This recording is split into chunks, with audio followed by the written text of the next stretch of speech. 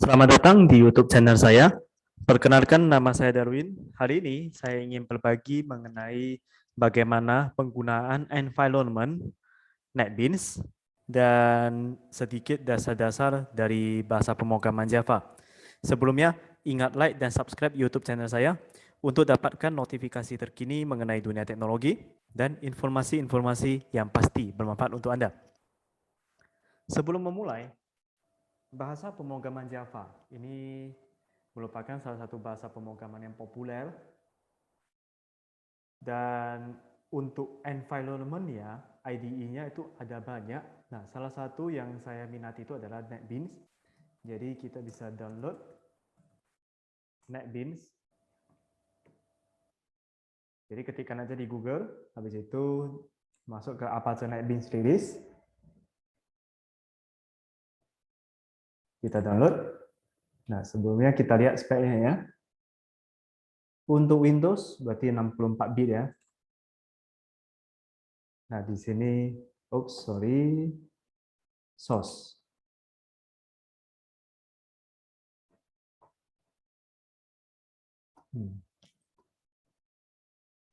Sebelum download, kita perhatikan kita butuh JDK. Jadi ada JDK, ada JRE. JDK itu adalah untuk memahami apa itu JDK. Jadi perangkat lunak yang digunakan untuk proses compile ke Java. Kalau JRE itu untuk menjalankan. Nah, kalau sebagai developer yang kita butuhkan adalah JDK. Kita balik lagi, berarti awal mulanya adalah download JDK, habis itu diinstal. Next-nya adalah kita download NetBeans. Di NetBeans, saya coba lihat di sini.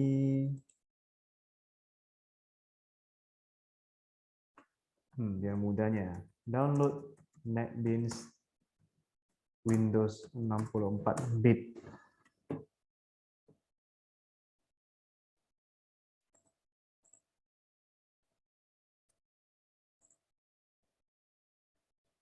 Ini sama linknya. Oke. Windows.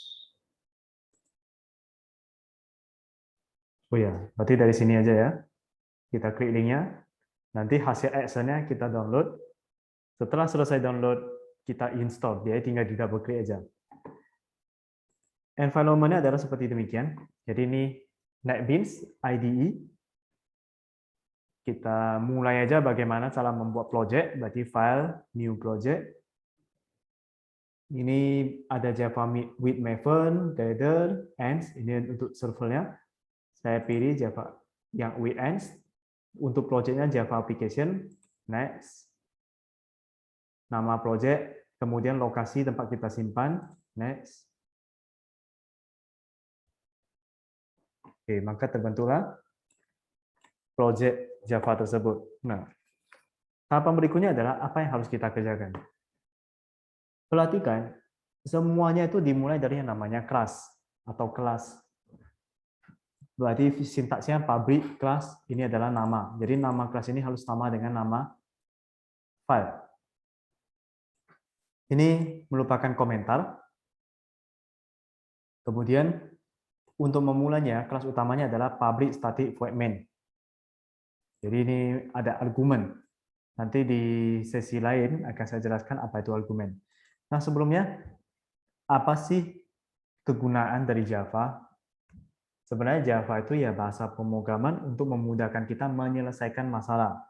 Misalnya kita buat sistem informasi, bisa kita buat ERP, kemudian bisa kita buat untuk sistem POS, di mana goal-nya adalah harus ada tujuan, yaitu problem solving. Kita mulai dari yang paling basic. Saya mau menampilkan nama, berarti system.out. Ini ketika saya tekan titik, akan keluar rekomendasi, dan next-nya apa? Maksudnya pesannya, jadi kita nggak butuh, bukan pesan ya, source code. Jadi kita tidak butuh menghafal. Kalaupun lupa, kita tinggal Google aja. System.out.print, saya mau tulis nama saya Darwin. Oke, coba saya jalankan. Run project, ini ada shortcut F6, atau kalau nggak mau hafal shortcut, bisa kita langsung dari sana ya, dari sini. Running, nama saya Darwin. Terus ini biar successful. Kan agak jelek ya kalau kita gabungkan, jadi saya tambahkan aja line, print line. Artinya dia plus enter. Nama saya Darwin. Atau solusi berikutnya adalah bisa saya system.out.print, kemudian system.out.println. Begitu sudah dicetak, pesan ini akan di-enter. Seperti ini.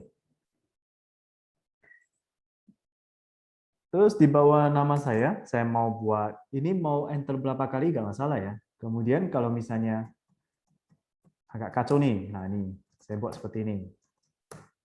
Ini tampilannya jelek. Saya tinggal klik kanan, format, atau pakai alternate Shift F. Dia otomatis rapi kembali. Itulah enaknya kalau kita menggunakan IDE. Saya mau mencetak angka 1 sampai 10. System.out.print 1.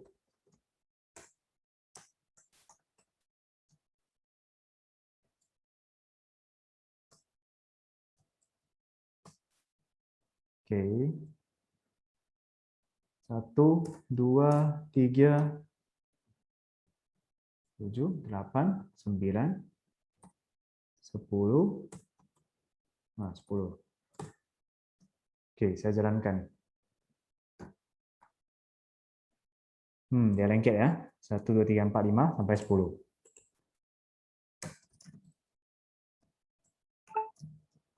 Print line.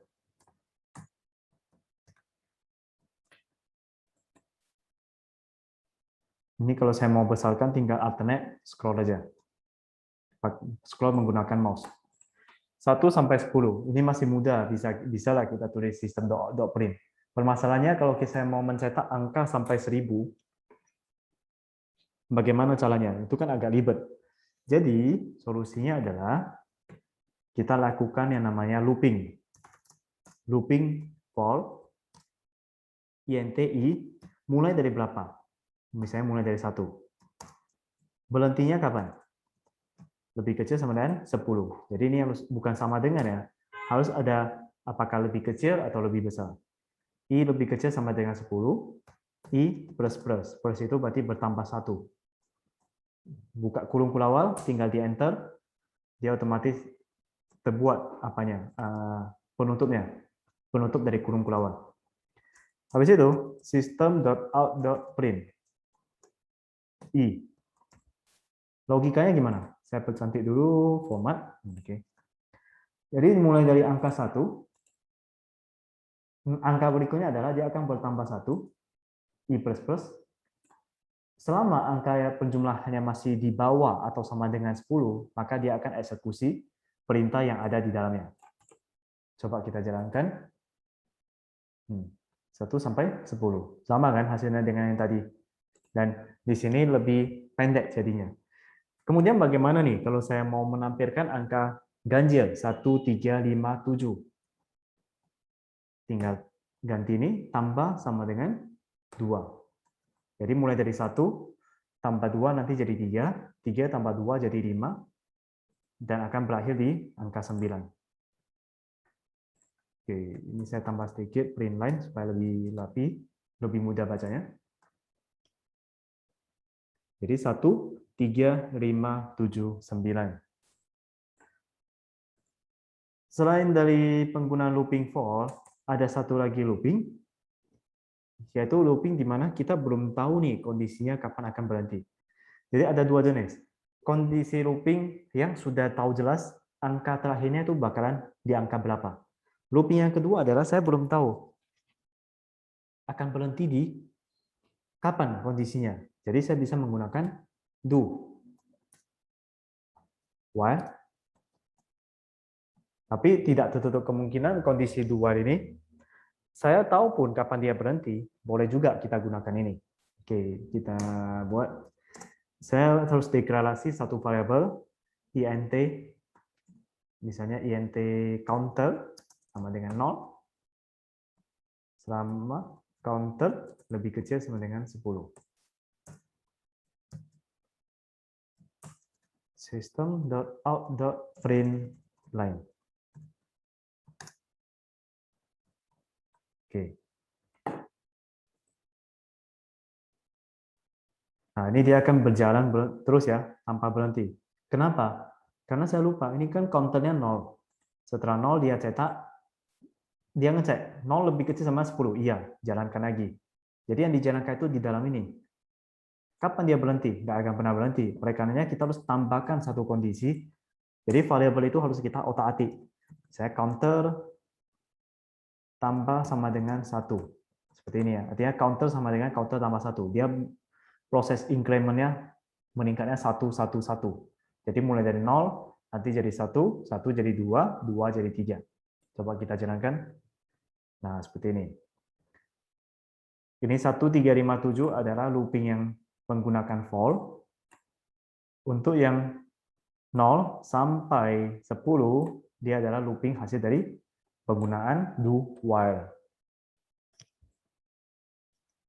Oke. Contoh looping yang ketiga. Ini harus saya buat pemisah supaya mudah bacanya. Out.print line. Satu hal lagi yang butuh kita budayakan dalam coding adalah buatlah dokumentasi. Dokumentasi seperti gimana? Inilah contoh dokumentasi. Tapi karena ini bawaan ketika saya generate project, ini saya hapus saja. Seperti ini, saya tak nama. Ini saya akan namakan looping menggunakan for. Jadi budaya memberikan dokumentasi, ini namanya komentar. Komentar itu penting. Kemudian looping menggunakan do while. Selain dari do while, ada satu lagi looping yaitu menggunakan while. Coba saya jalankan looping menggunakan while. While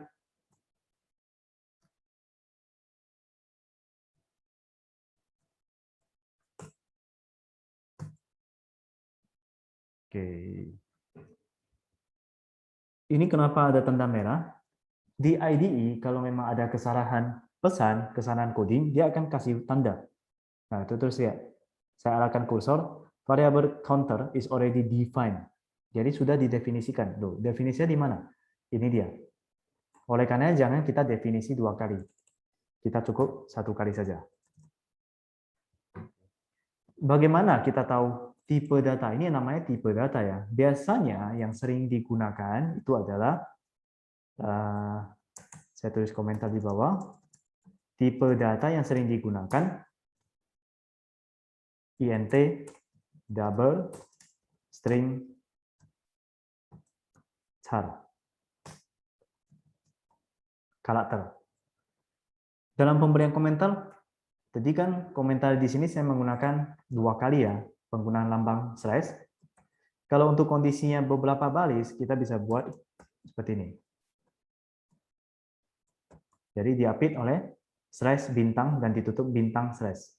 Jadi inilah tipe data yang biasa digunakan. INT adalah integer, angka, tanpa koma. Double, angka dengan koma. String itu adalah kata, atau dengan kata lain, dia karakternya lebih dari 1. Misalnya A, B. Ada top. Nah, itu kan lebih dari 1 kata. Kalau karakter A, B, C. Oke, kita balik lagi kembali. Jadi tipe data yang sudah dideklarasikan di atas, di bawahnya jangan kita deklarasi 2 kali, karena itu menyebabkan dia error. Oke. Nah, ini saya counter, saya refresh. Tadi kan awalnya dari 0, jadi 1, 2, 3, dan terakhir berhenti di angka 10. Jadi kalau mau menggunakannya kembali, ya kita refresh angkanya. Nah, dalam skenario ini, saya buat lagi, saya buat menjadi 0, kemudian mulai counter. Apakah 0 lebih kecil sama dengan 10? Iya, benar kan? Berarti dia cetak. Jalankan. Nah, ini sama kan hasilnya, 0 sampai 10. Terus apa perbedaannya? Kapan menggunakan dual, kapan menggunakan while? Dual ini adalah untuk pencetakan pertama, proses pertama dia nggak ngecek. Jadi langsung do aja. Terakhir baru dicek untuk looping berikutnya. Kalau di while, di awal mulanya dia langsung ngecek. Contoh, ini saya langsung buat 100. Padahal logikanya 100 kan lebih besar dari 10, bukan lebih kecil. Dia bakalan tak cetak. Karena di awal ini kan nggak ada pengecekan. Kita buktikan, ini dia. Berarti 100 langsung tercetak, dia counter, naik 1 kali, berarti kan 101. 101 apakah lebih kecil sama dengan 10? Tidak. Berarti dia looping berikutnya nggak jalan lagi. Nah, kalau di kondisi sini, saya buat jadi 100 di sini, 100 kan lebih kecil sama dengan 10. False, salah. Jadi dia nggak akan jalan. Kita coba. Nah, nggak keluar hasilnya. Oke, ini looping for, do while, dan while. Bagaimana penggunaan kondisional? Karena ada kalanya kan ada proses pengecekan ya. Seperti dalam dunia sebenarnya, di luar dari dunia programming, saya mau submit dokumen. Dokumen itu harus dicek sudah lengkap atau belum. Kalau memang ada data yang belum lengkap, akan dikembalikan. Nah, proses lengkap tidaknya ya, data tersebut namanya pengecekan condition atau conditional. Yaitu dengan menggunakan if. Coba saya gabungkan dengan ini. Looping menggunakan for plus penggunaan if.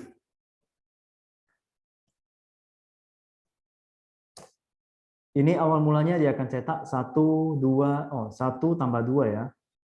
Saya ganti jadi 1. Kalau memang dia incrementnya 1, kita nggak usah tulis plus sama dengan 1, tapi cukup plus saja, lebih singkat.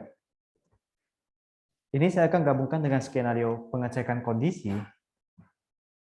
Jika angkanya itu adalah genap, maka saya akan tulis genap. Kalau tidak, akan tulis ganjil. Caranya gimana? Logika genap ganjil, kalau kita perhatikan, 1 habis tidak dibagi 2. Tidak habis. 2 habis tidak dibagi 2. Iya. 3 habis tidak dibagi 2. Tidak. Jadi itu logikanya. Oleh karenanya kalau sebelum memulai bahasa pemrograman, kita butuh dibekali ilmu matematika, karena dari matematika itulah yang mendukung kita bagaimana menyelesaikan satu hal di bahasa pemrograman secara optimal, secara logik. Karena pemrograman dia nggak bisa otomatis memahami bahasa manusia. Kan nggak mungkin saya tulis if genap, dia nggak ngerti apa itu genap.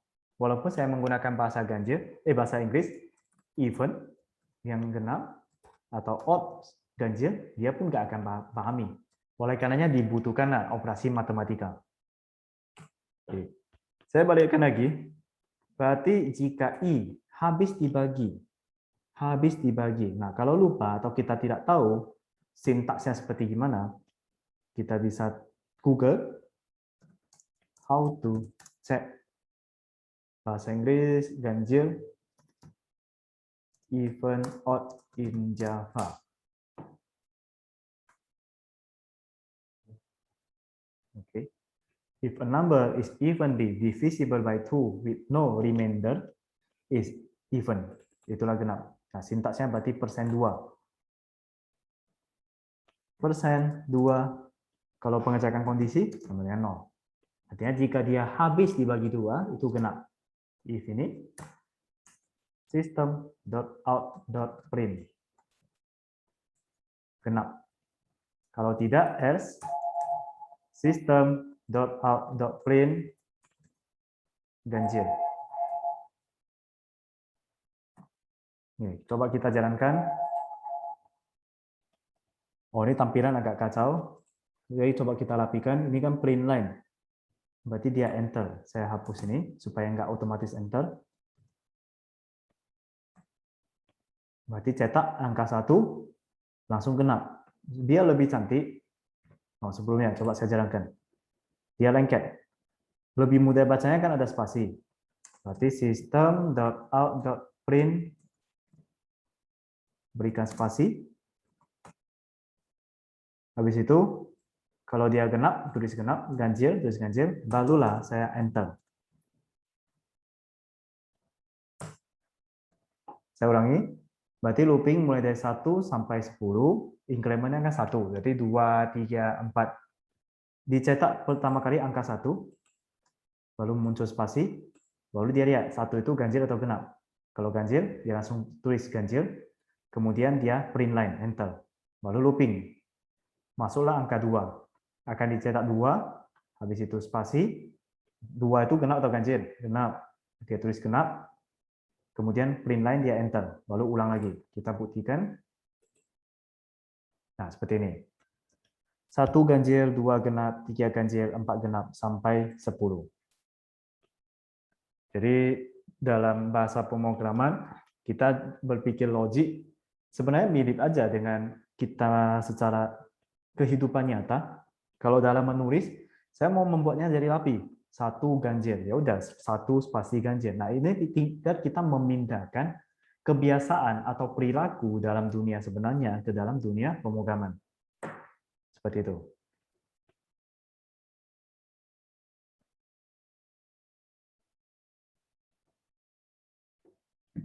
Saya coba rapikan, klik kanan, format.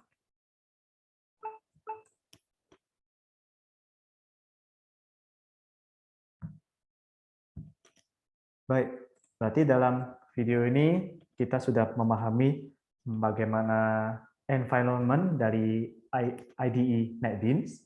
Selain dari NetBeans, kita bisa juga menggunakan Eclipse. Ini tergantung kenyamanannya. How to download Eclipse for Java. Oke, ini Eclipse ya tulisannya. Yang gambarnya seperti ini. Oke, ini. Nah, kita juga telah memahami bahwasanya apa itu kelas, yaitu pada saat kita generate file, ini sudah disebut kelas, dan harus diawali oleh void main. Kalau tanpa adanya void main, dia nggak bisa jalan. Contoh kalau saya rename jadi 2, nah dia nggak kenal, karena inilah standar. Jadi ada juga standar-standar yang harus diikuti. Kita juga memahami bagaimana cara mencetak apa itu looping, for, do while, dan perbedaan do while dengan while, bagaimana penggunaan condition, if. Jadi singkatnya adalah bahasa pemrograman Java itu tidak sulit. Kalaupun ada hal yang kita lupa, kita tahu logik secara matematika, tapi tidak tahu sintaksnya, kita bisa Google. Nah, seperti itu untuk tadi kan, saya mau mengecek ganjil genap, kan tinggal tulis saja how to check even odd in Java. Baik, demikian sharing saya hari ini mengenai dasar Java beserta IDE NetBeans. Semoga bermanfaat dan stay tune terus di YouTube channel saya. Saya Darwin, terima kasih.